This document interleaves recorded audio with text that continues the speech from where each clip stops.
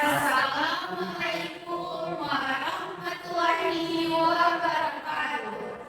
Hi guys. Let me introduce ourselves. We are from group 2. We are from class B, semester 4. We are in here to do about a role-play disease process education. Stay tuned.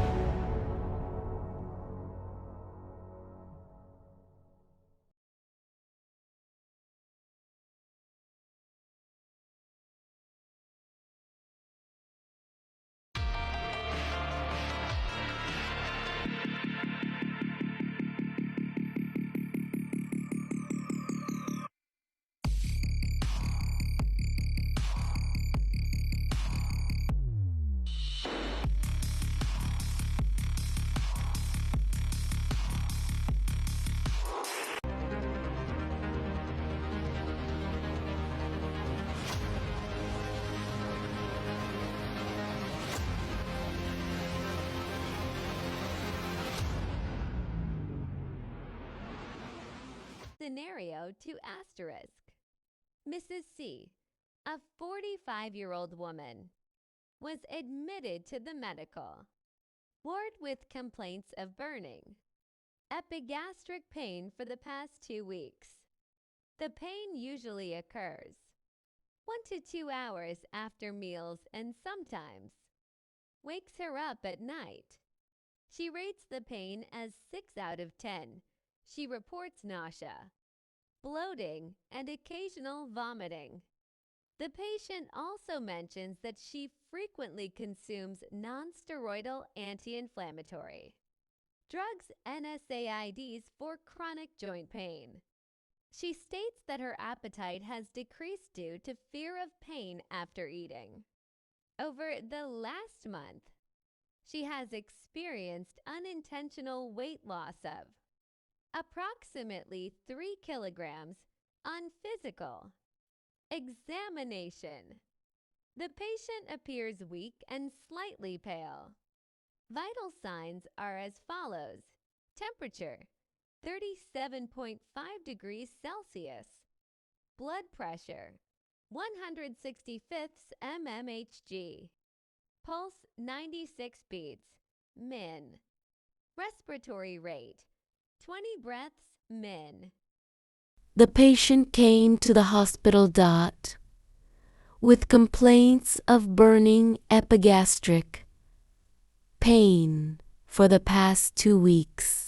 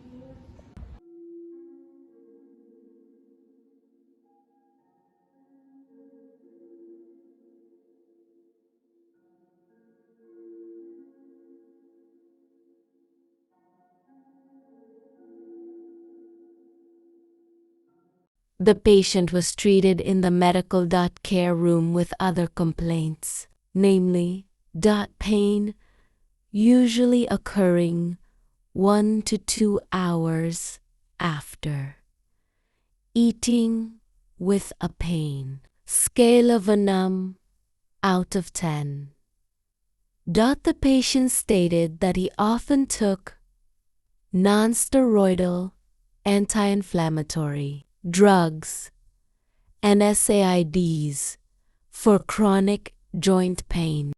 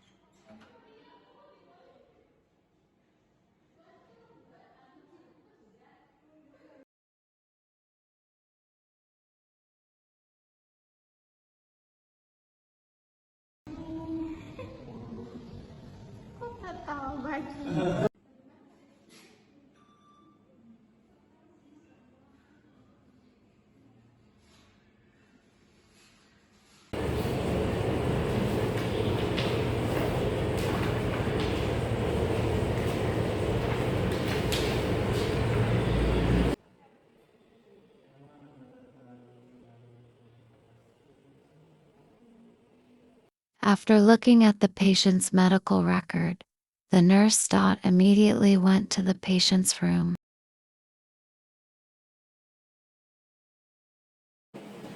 Okay, let's go to the patient room.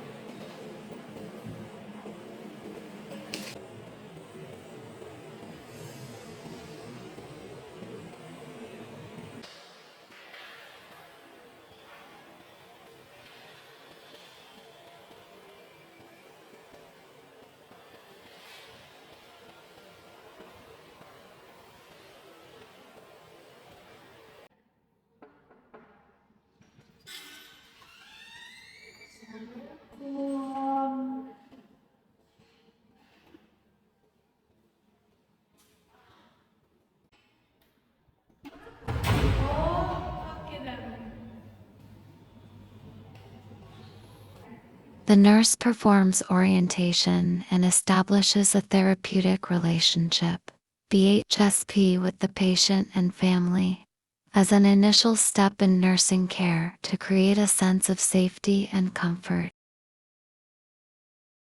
Good morning, ma'am. Good morning, nurse. Good morning, shift nurse today. My name is Intan Velisia. This is my friend. I'm Aurel Yunus. I'm Putry Fauzia. And I am Budin. Today we went to give education about the pain medicine you use before. Can you tell me your name, ma'am? My name is. Nice to meet you, miss. How do you feel today? I still feel pain in my stomach and some Velisia. Yes, she often took pain medicine for her joint pain. Yes, ma'am.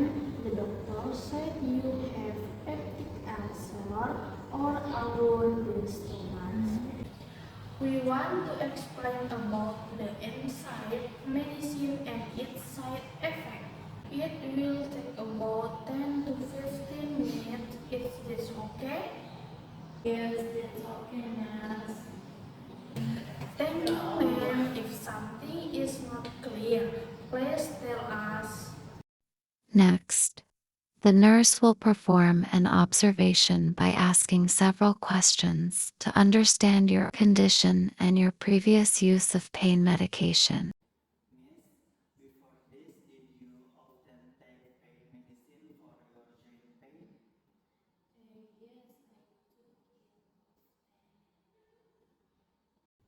take medicine every day? Did you take medicine before eating or after eating? Sometime before eating.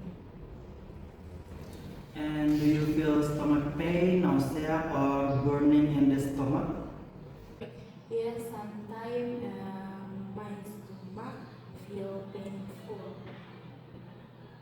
Okay, Miss, thank you for the information.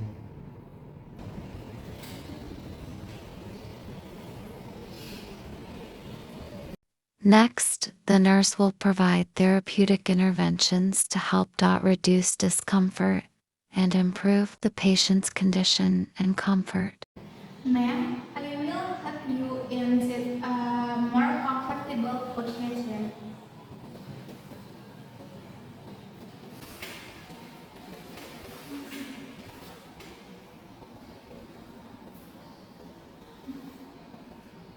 Position can help reduce stomach discomfort.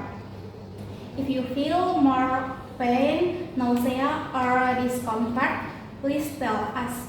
Okay, nurse. For now, please avoid spicy, sour, and oily food. Protect to your stomach.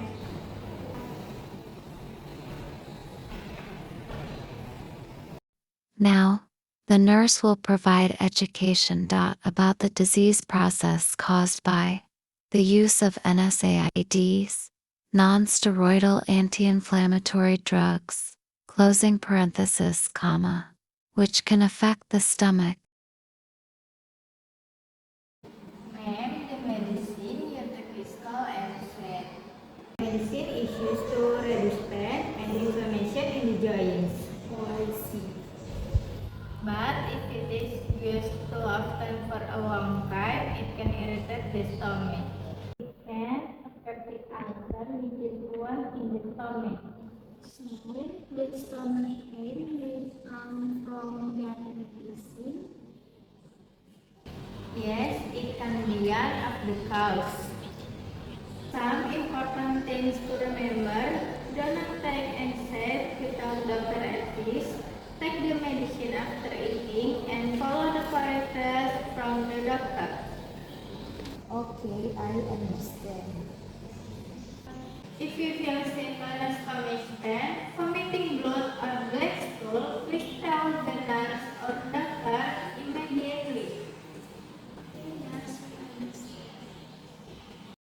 Next, the nurse will collaborate with the doctor to support the patient's treatment. We will also collaborate with the doctor for your treatment. The doctor may give medicine to protect your stomach. Okay, nurse, thank you. Next, the nurse will perform termination by evaluating the patients, understanding and reinforcing the information before closing the education session. Okay, ma'am, after our explanation, do you understand about NSAID medicine and its side effect? Yes, I understand. Okay, good. Please remember to take medicine only as the doctor says. Okay, nurse. If you feel stomach pain and nausea again, please tell the doctor and nurse. Thank you, nurse. Thank you for the explanation. You're welcome, ma'am.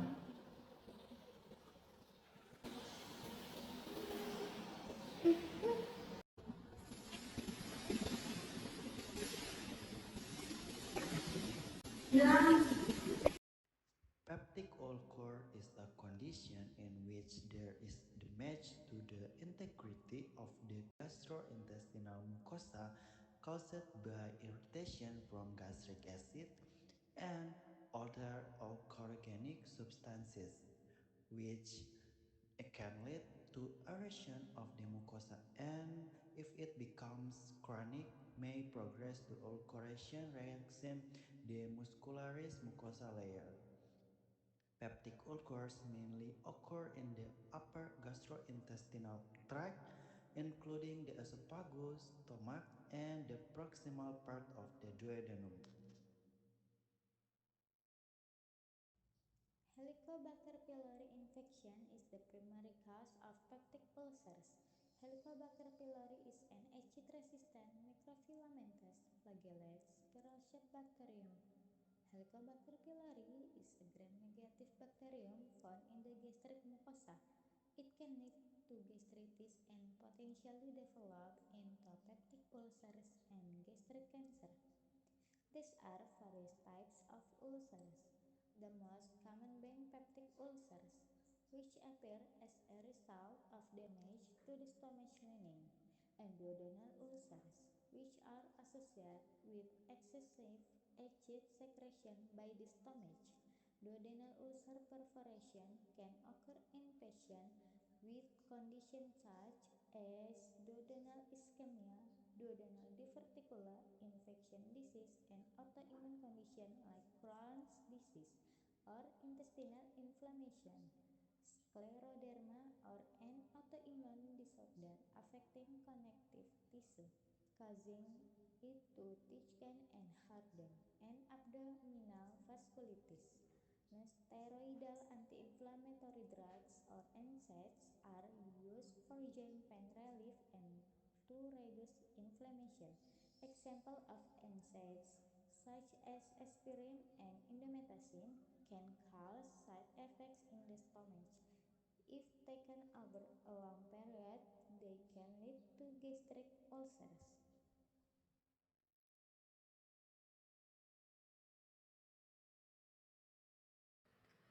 The clinical manifestation of peptic ulcer general include epigastric pain that feels like burning or soreness. The pain is usually related to meals and may come and go.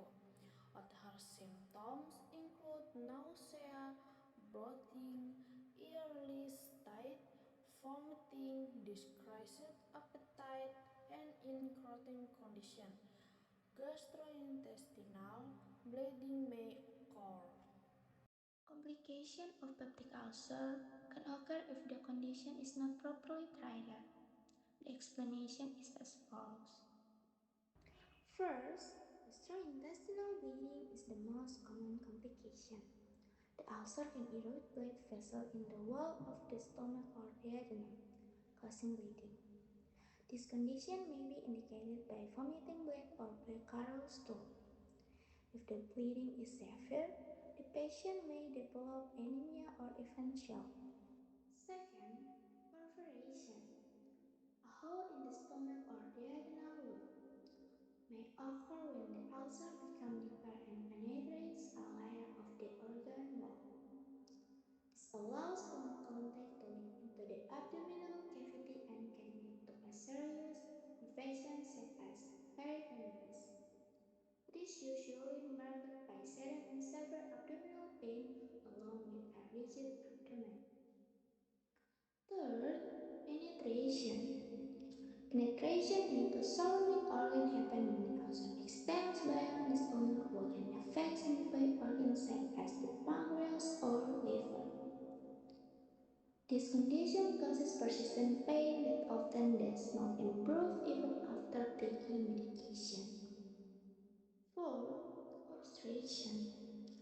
Blockage of the digestive tract can develop due to inflammation and scar tissue, which narrow the gastric outlet.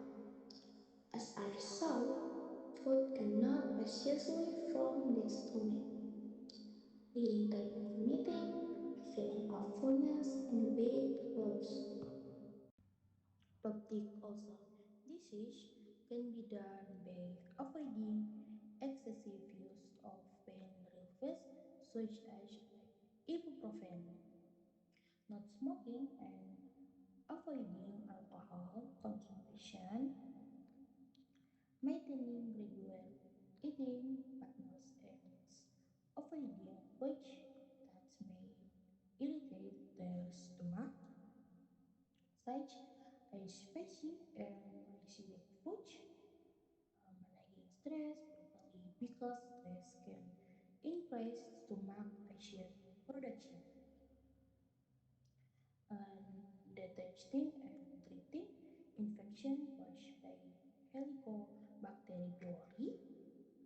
In addition, high-risk individuals may use stomach protective medications as prescribed by healthcare professionals. Peptic refers to the stomach, and an ulcer is a sore or break in a membrane. Describes having one or more sores in the stomach, called gastric ulcers, or duodenum, called duodenal ulcers, which are actually more common. Normally, the inner wall of the entire gastrointestinal tract is lined with mucosa, which consists of 3 cell layers. The innermost layer is the epithelial layer, and it absorbs and secretes mucus and digestive enzymes. The middle layer is the lamina propria, and it has blood and lymph vessels. The outermost layer of the mucosa is the muscularis mucosa, and it's a layer of smooth muscle that contracts and helps with the breakdown of food. Now, in the stomach, there are 4 regions: the cardia, the fundus, the body, and the pyloric antrum. There's also a pyloric sphincter, or valve, at the end of the stomach, which closes while eating, keeping food inside for the stomach to digest. The epithelial layer in different parts of the stomach contains different proportions of gastric glands, which secrete a variety of substances. Having said that, the cardia has mostly foveolar cells that secrete mucus, which is mostly made up of water and glycoproteins. The fundus and the body have mostly parietal cells that secrete hydrochloric acid and chief cells that secrete pepsinogen, which is an enzyme that digests protein. Finally, the antrum has mostly G cells that secrete gastrin in response to food entering the stomach. These G cells are also found in the duodenum and the pancreas, which is an accessory gland of the gastrointestinal tract. Now, gastrin stimulates the parietal cells to secrete hydrochloric acid, and also stimulates the growth of glands in the epithelial layer. In addition, the duodenum has Brunner glands, which secrete mucus rich in bicarbonate ions into the lumen. With all the digestive enzymes and hydrochloric acid floating around, the stomach and duodenal mucosa would get digested if not for the mucus coating the walls and bicarbonate ions secreted by the duodenum, which neutralizes the acid. Since the stomach walls are constantly exposed to the acid, they have a thicker mucus layer when compared to the duodenum, which is only momentarily exposed to the acid. In addition, the blood flowing to the stomach and duodenum brings even more bicarbonate, which again helps neutralize the hydrochloric acid. Finally, small signaling molecules called prostaglandins get secreted in the stomach and duodenum, and they stimulate mucus and bicarbonate secretion, as well as vasodilation of the nearby blood vessels, which allows more blood to flow to the area. And this promotes new epithelial cell growth, and also inhibits acid secretion. The main cause of gastric and duodenal ulcers is infection with H. pylori bacteria, especially in low-income countries and settings. H. pylori are gram-negative bacteria that colonize the gastric mucosa and release adhesins that help them adhere to gastric foveolar cells, as well as proteases that cause damage to mucosal cells. The majority of individuals with H. pylori don't develop any problems, but sometimes it causes a patchy pattern of damage that starts in the antrum, and then spreads to the rest of the stomach and eventually into the duodenum. Over time, the damage erodes deeper and deeper into the mucosa, eventually causing ulcers. Another cause of gastric ulcers, and less so duodenal ulcers, are non-steroidal anti-inflammatory drugs, or NSAIDs, like ibuprofen. NSAIDs inhibit the enzyme cyclooxygenase, which is involved in the synthesis of inflammatory prostaglandins. Reducing the level of prostaglandins over a prolonged period of time, though, leaves the gastric mucosa susceptible to damage, and over time, ulcers can start to develop. A rare cause of peptic ulcer disease is Zollinger-Ellison syndrome, which is due to a tumor called a gastrinoma. A gastrinoma is a neuroendocrine tumor that's typically located in the duodenal wall or pancreas, and secretes abnormal amounts of gastrin.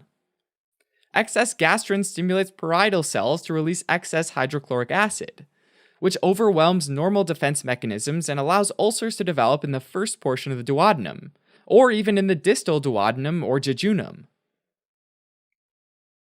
Peptic ulcers that result from any of these mucosa-damaging mechanisms are usually small, round, punched-out holes in the mucosa. The ulcers usually have a clean base, because the hydrochloric acid secretions and the constant churning is a bit like a dishwasher, actually keeping debris out of the ulcer. Typically, beneath the base is a layer of scar tissue and blood vessels, and occasionally the ulcers can bleed if the erosion goes deep. Gastric ulcers typically form in the lesser curvature of the antrum. Duodenal ulcers, on the other hand, usually develop right after the pyloric sphincter, and there's usually Brunner gland hypertrophy, which is a consequence of the body trying to produce more mucus to protect the damaged area. Very deep ulcers can erode into underlying blood vessels, and can cause bleeding, which is a problem that's extremely dangerous when there's a nearby artery. That's because hemorrhage into the gastrointestinal tract can happen, and this rapid loss of blood can ultimately lead to shock. Two well-known dangerous spots are when there's a gastric ulcer on the lesser curvature of the stomach eroding into the left gastric artery, and a duodenal ulcer on the posterior wall of the duodenum eroding into the gastroduodenal artery. Another complication is perforation, which is when an ulcer erodes all the way through the wall of the stomach or duodenum, allowing gastrointestinal contents like undigested food and gastric secretions to get into the peritoneal space, which is usually sterile. Perforation is a well-known complication of duodenal ulcers on the anterior wall of the duodenum.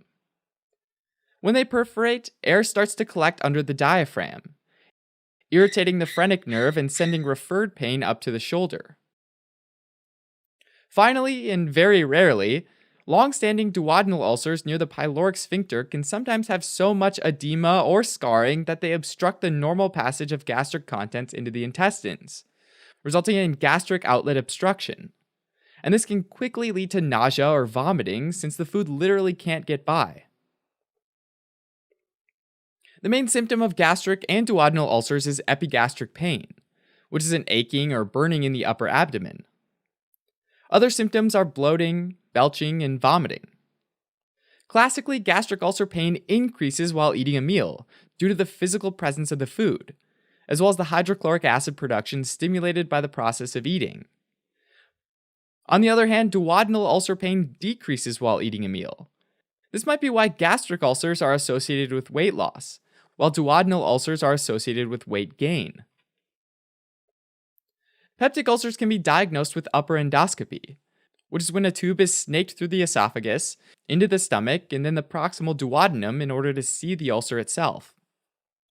Usually during the procedure, a biopsy is done to make sure that there are no signs of malignant cells and to see if there are signs of an H. pylori infection. Treatment of peptic ulcers depends on the underlying cause. If there's an H. pylori infection, it's usually cured with a combination of antibiotics and acid-lowering medications, specifically proton pump inhibitors. Substances that can worsen peptic ulcers include NSAIDs, as well as alcohol, tobacco, and caffeine, so it's best to stop using all of those as soon as possible. And in really extreme cases, surgery might be needed. Alright, as a quick recap. Peptic ulcer disease is when a defect develops in the mucous membrane of the stomach or duodenum, and this causes epigastric pain. Occasionally, they can cause complications like bleeding, perforation, and obstruction. In a lot of cases, they're caused by an H. pylori infection, or the use of NSAIDs. Thanks for watching.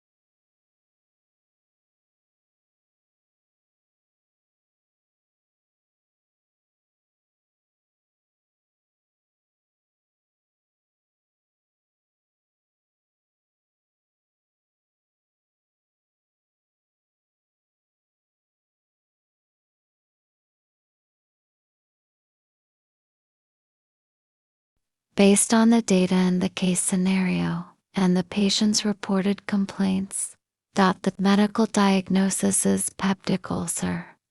With several nursing diagnoses including acute pain, nausea, risk of bleeding, and risk of imbalanced nutrition. The expected outcomes are to reduce pain and nausea, improve nutritional status, and prevent bleeding within 3 times 24 hours after interventions.